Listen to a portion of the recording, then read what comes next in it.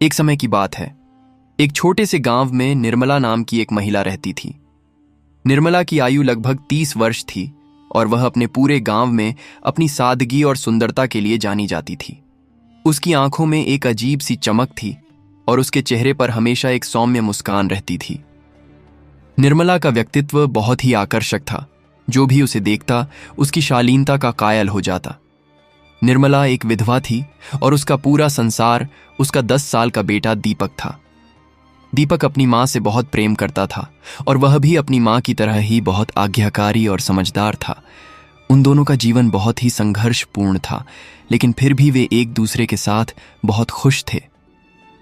निर्मला अपने घर का गुजारा चलाने के लिए मेहनत मजदूरी करती और कभी कभी जंगल से लकड़ियां काट कर उन्हें बाजार में बेचती थी। एक दिन की बात है, सुबह का समय था और सूरज की सुनहरी किरणें धरती पर बिखर रही थीं।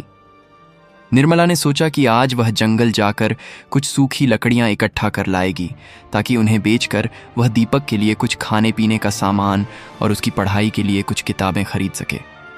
उसने दीपक से कहा कि बेटा, आज तुम मेरे साथ जंगल चलो, हम दोनों मिलकर जल्दी लकड़ियां चुन लेंगे। दीपक बहुत खुश हुआ और अपनी माँ का हाथ पकड़कर जंगल की ओर चल पड़ा। चलते चलते वे काफी घने जंगल के भीतर पहुंच गए। जंगल बहुत ही शांत और डरावना भी था, लेकिन निर्मला को अपनी मेहनत पर भरोसा था। वह अपनी कुल्हाड़ी से सूखी टहनियां काटने लगी और दीपक नीचे गिरी हुई लकड़ियों को बीनकर एक जगह इकट्ठा करने लगा। तभी अचानक एक अनहोनी घट गई। निर्मला एक घनी झाड़ी के पास सूखी लकड़ी उठाने के लिए झुकी ही थी कि वहां छिपे एक जहरीले सांप ने उसके पैर पर काट लिया। निर्मला के मुंह से एक जोर की चीख निकली और वह वहीं जमीन पर गिर पड़ी। सांप तेजी से झाड़ियों में गायब हो गया। दीपक अपनी मां की चीख सुनकर दौड़ता हुआ उसके पास आया। उसने देखा कि उसकी मां का चेहरा नीला पड़ रहा है और वह दर्द से तड़प रही है। निर्मला की हालत पल पल बिगड़ती जा रही थी। दीपक बहुत डर गया। उसकी समझ में नहीं आ रहा था कि वह इस सुनसान जंगल में क्या करे। उसकी आंखों से आंसू बहने लगे, लेकिन उसने हिम्मत नहीं हारी। उसे पता था कि अगर वह अभी कुछ नहीं करेगा तो उसकी मां की जान चली जाएगी। उसने अपनी मां का सिर अपनी गोद में रखा और रोते हुए बोला कि मां, आप चिंता मत करो, मैं अभी किसी को मदद के लिए बुलाकर लाता हूं। दीपक अपनी मां को उसी हाल में छोड़कर जंगल में तेजी से भागने लगा। वह नंगे पैर कांटों और पत्थरों की परवाह किए बिना दौड़ रहा था। भागते भागते उसकी सांस फूलने लगी थी, लेकिन उसके मन में बस एक ही बात थी कि उसे अपनी मां को बचाना है। तभी उसे दूर एक छोटी सी कुटिया दिखाई दी। वह कुटिया एक साधु बाबा की थी। दीपक दौड़कर उस कुटिया के पास पहुंचा। वहां उसने देखा कि एक साधु बाबा ध्यान में बैठे हैं। साधु की उम्र लगभग 65 वर्ष थी, लेकिन वे देखने में बहुत ही हट्टे कट्टे और तेजस्वी लग रहे थे। उनकी लंबी सफेद दाढ़ी और चेहरे पर एक अलग ही तेज था। दीपक ने उनके चरणों में गिरकर रोना शुरू कर दिया। साधु बाबा ने अपनी आंखें खोलीं और सामने एक 10 साल के बच्चे को इतना परेशान देखा। साधु बाबा ने बड़े ही शांत स्वर में पूछा कि बेटा, तुम इस सुनसान जंगल में अकेले क्या कर रहे हो और इतने डरे हुए क्यों हो? दीपक ने सिसकते हुए पूरी घटना सुनाई। उसने बताया कि कैसे वह और उसकी मां जंगल में लकड़ी काटने आए थे और तभी एक जहरीले सांप ने उसकी मां को काट लिया।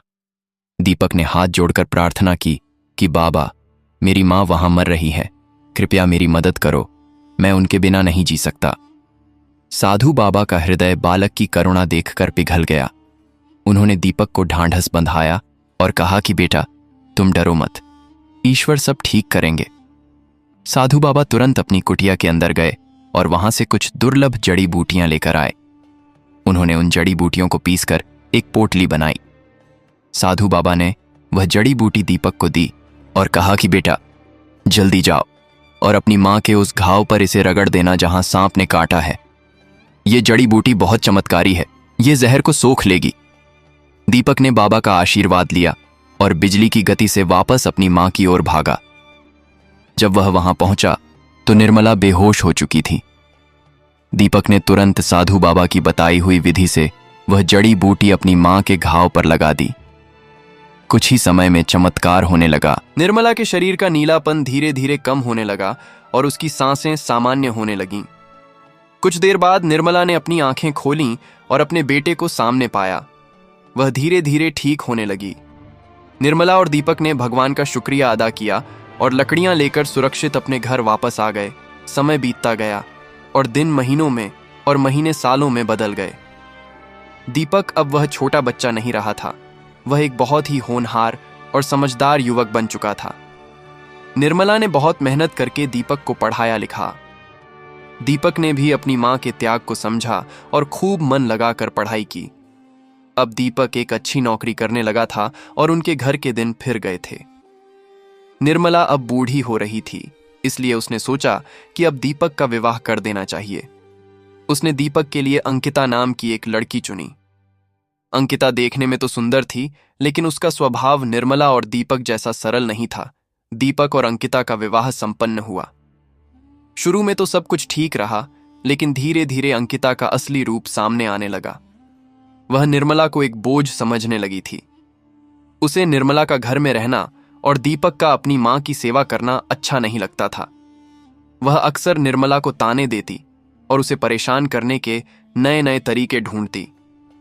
निर्मला सब कुछ चुपचाप सह लेती, क्योंकि वह नहीं चाहती थी कि उसके कारण दीपक और अंकिता के रिश्ते में कोई दरार आए। लेकिन अंकिता की बदतमीजियां बढ़ती ही जा रही थीं। एक दिन अंकिता ने निर्मला को बहुत बुरा भला कहा, जिसे दीपक ने सुन लिया। दीपक को अपनी मां का अपमान बर्दाश्त नहीं हुआ। दीपक ने अंकिता को पास बुलाया और बहुत ही कड़े शब्दों में कहा कि अंकिता, यह मेरी मां है, जिसने मुझे पालने के लिए अपना पूरा जीवन न्यौछावर कर दिया। आज मैं जो कुछ भी हूं, अपनी मां की वजह से हूं। अगर तुम मेरी मां को ऐसे ही परेशान करती रहोगी और उनका सम्मान नहीं करोगी, तो मेरे पास तुम्हें तलाक देने के अलावा और कोई रास्ता नहीं बचेगा। मैं अपनी मां के लिए तुम्हें छोड़ सकता हूं, लेकिन अपनी मां को कभी नहीं छोड़ सकता। दीपक की यह बात सुनकर अंकिता दंग रह गई। उसे उम्मीद नहीं थी कि शांत रहने वाला दीपक इतना कठोर फैसला ले सकता है। अंकिता के मन में गुस्सा तो था, लेकिन वह डर भी गई थी। कुछ समय बाद अचानक अंकिता की तबीयत बहुत ज्यादा खराब हो गई। उसे एक ऐसी बीमारी ने घेर लिया जिससे वह बिस्तर पर पड़ गई। उसकी सेवा करने वाला कोई नहीं था। दीपक अपने काम में व्यस्त रहता था, लेकिन निर्मला ने अपनी बहू की कड़वी बातों को भुलाकर उसकी सेवा करने का निर्णय लिया। निर्मला दिन रात अंकिता के पास बैठी रहती, उसे दवाइयां देती, उसके लिए पौष्टिक खाना बनाती और उसकी हर जरूरत का ख्याल रखती। निर्मला की निस्वार्थ सेवा देखकर अंकिता की आंखों पर पड़ा नफरत का पर्दा हटने लगा। उसे एहसास हुआ कि जिस महिला को वह घर से निकालना चाहती थी, वही आज उसकी ढाल बनकर खड़ी है। निर्मला की ममता और देखभाल के कारण अंकिता धीरे धीरे स्वस्थ होने लगी। इस बीमारी के दौरान अंकिता का हृदय पूरी तरह बदल चुका था। उसने रोते हुए निर्मला के पैर पकड़ लिए और अपनी पिछली सभी गलतियों के लिए माफी मांगी। निर्मला ने उसे गले लगा लिया और कहा कि बहू, मां कभी अपने बच्चों से नाराज नहीं होती। कुछ ही दिनों बाद घर में एक और बड़ी खुशी आई। अंकिता मां बनने वाली थी। इस खबर ने पूरे घर को खुशियों से भर दिया। अब अंकिता निर्मला को अपनी सगी मां से भी बढ़कर मानने लगी थी। जब अंकिता ने एक सुंदर से बच्चे को जन्म दिया तो पूरे घर में उत्सव का माहौल था। दीपक, निर्मला और अंकिता अब एक सुखी परिवार की तरह रहने लगे। वह घर जो कभी कलह का केंद्र बना हुआ था, अब प्रेम और सम्मान की खुशबू से महक रहा था। निर्मला का त्याग और दीपक के संस्कार जीत चुके थे। अंकिता अब समझ चुकी थी कि परिवार बड़ों के आशीर्वाद और उनके सम्मान से ही फलता फूलता है। इस तरह एक दुखद शुरुआत और संघर्षों के बाद निर्मला के परिवार की कहानी एक बहुत ही सुखद मोड़ पर समाप्त हुई। सभी लोग अब मिलजुल कर खुशी खुशी रहने लगे और उनके जीवन में खुशियों का आगमन हुआ। इस चलचित्र में दर्शाई गई यह कहानी और इसके सभी पात्र पूर्णतः काल्पनिक हैं, जिनका किसी भी वास्तविक व्यक्ति या घटना से कोई संबंध नहीं है, और यदि कोई समानता मिलती है तो उसे मात्र एक संयोग समझा जाए। हमारा उद्देश्य केवल आपका मनोरंजन करना और समाज में अच्छे संस्कारों का संदेश देना है।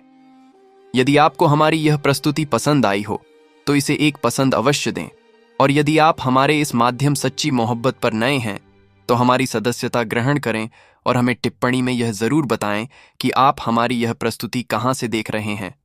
धन्यवाद।